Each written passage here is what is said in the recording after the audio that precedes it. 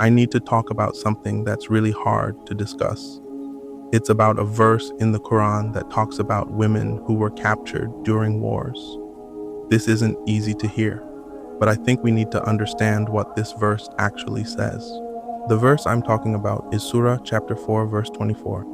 In Arabic, it looks like this: وَالْمُحْصَنَاتُ مِنَ النِّسَاءِ إِلَّا مَا مَلَكَتْ أَيْمَانكُم كِتَابُ اللَّهِ عَلَيْكُمْ. Here's what it means in English: and all married women except those whom your right hands possess. It is a decree of Allah for you. Now, the phrase whom your right hands possess is how the Quran talks about slaves. This specifically refers to women who were captured during Islamic battles and wars. Ibn Kathir, one of Islam's most trusted and authoritative tafsirs, explains that the phrase, whom your right hands possess, refers to female captives who were taken in war, whose marriages are immediately annulled upon capture. Also, the Tafsir al-Jalalain, also one of Islam's most trusted and authoritative tafsirs, says, the phrase, whom your right hands possess, refers to slave girls captured in war, even if they were previously married. Sahih al-Bukhari 4138, Islam's most authentic hadith, records that after the Battle of Audas, Muhammad allowed his companions to have intercourse with captured women immediately. This is, of course, after ensuring they weren't pregnant. Sahih Muslim 1458, also one of Islam's most authentic hadiths, confirms that marriage to an infidel woman is nullified upon enslavement. Classical scholars like Ibn Qudama, Qurtubi, Ash-Shafi'i all unanimously agree that owning and having sex with slave women is allowed in Islam. In the book Reliance of the Traveler, volume 4.10, Shafi'i fiqh says this: a man may have intercourse with his slave woman whether or not he is married to her. So this verse is saying something really disturbing. It's saying that men can have sexual relations with women they captured in war, even if those women are already married to someone else. Think about that for a second. 5 minutes later.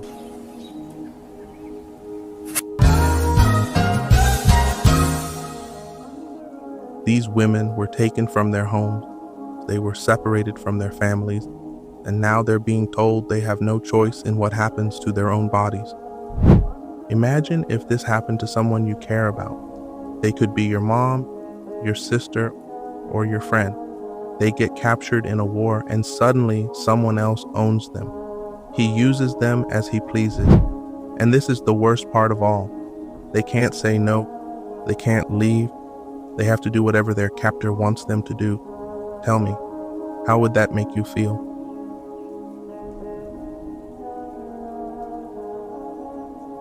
Usually when talking about a topic so sensitive like this, people like my friend Omar will have objections, so I will address those objections.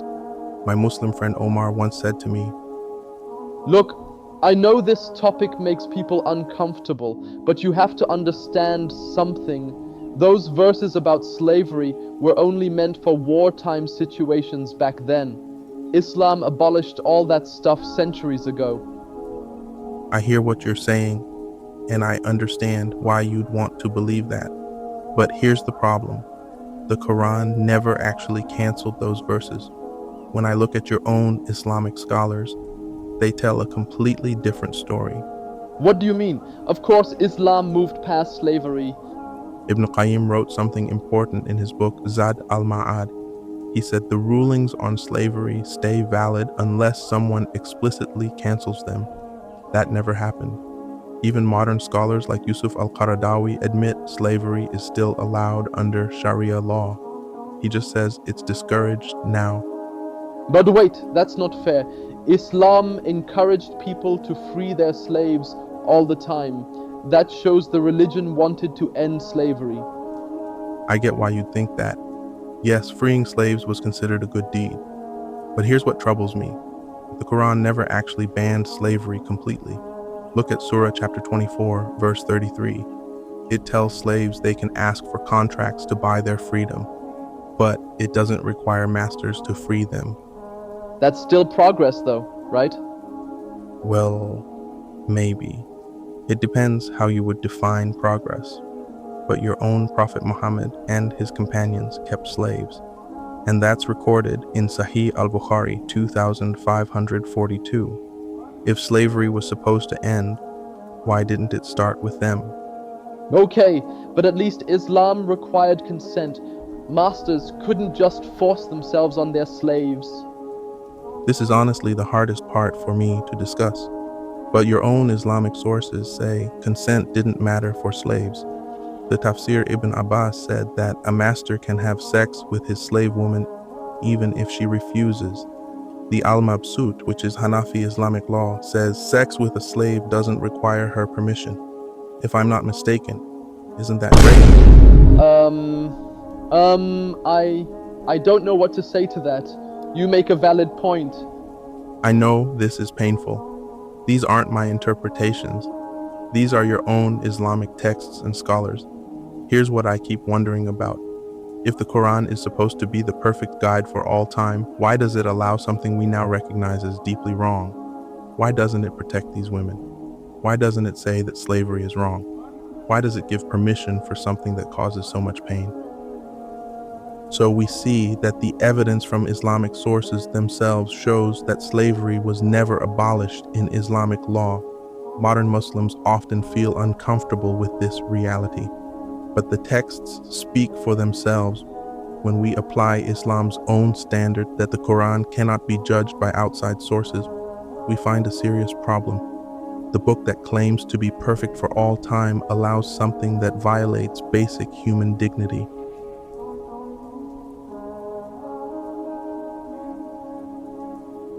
Let me talk about something that really bothers me. Some people say Islam is good for women. They call it feminist.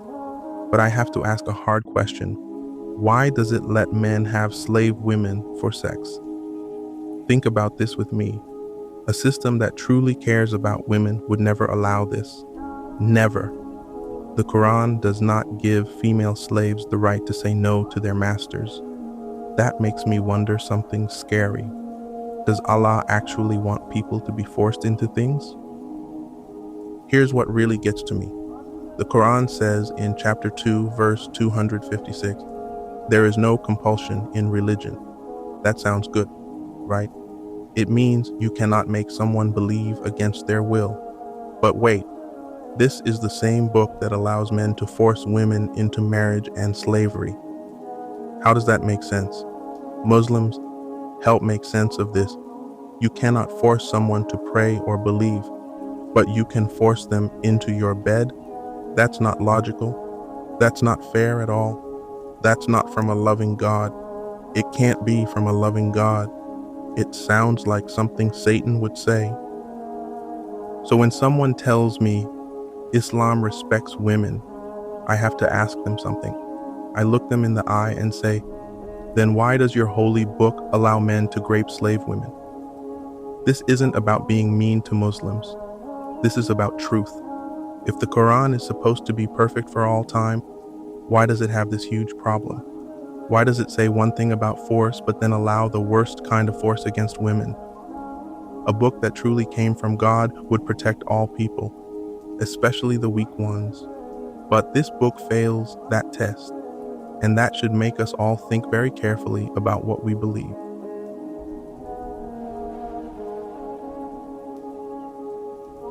Let me sum this up for you. We've looked at all the evidence. We've checked the sources. Now I need to tell you what it all means. The Quran says it is okay to have women as slaves for sex. You can find this in chapter 4, verse 24. Muhammad did this too. The history books show that he took women captive and had sex with them. His followers did the same thing, which is not surprising at all. It's just sickening. Here's what really matters. No rule in Islam cancels this verse. In Islamic law, we call canceling a verse naskh, but no naskh exists for chapter 4, verse 24. It still counts in Sharia law today. Some people today try to make excuses. They say it was only for war times. They say it doesn't apply now. But the old Islamic scholars did not agree with that. The classical experts said this verse means what it says. and that's on period. So now I have to ask the hardest question of all. Think about this with me. Really think about it. Would a fair and kind God let people own women and hurt them? Would a God of mercy allow men to grape their slaves? Or would a truly good God stop this evil thing completely? That's the question every Muslim has to answer. Their own book allows something that breaks the heart. Their own prophet did something that shames the soul. And they want me to believe this came from heaven. To be completely honest, I cannot do it. A God who truly loves people would never permit such cruelty. The evidence speaks for itself. The Quran fails the most basic test of divine goodness.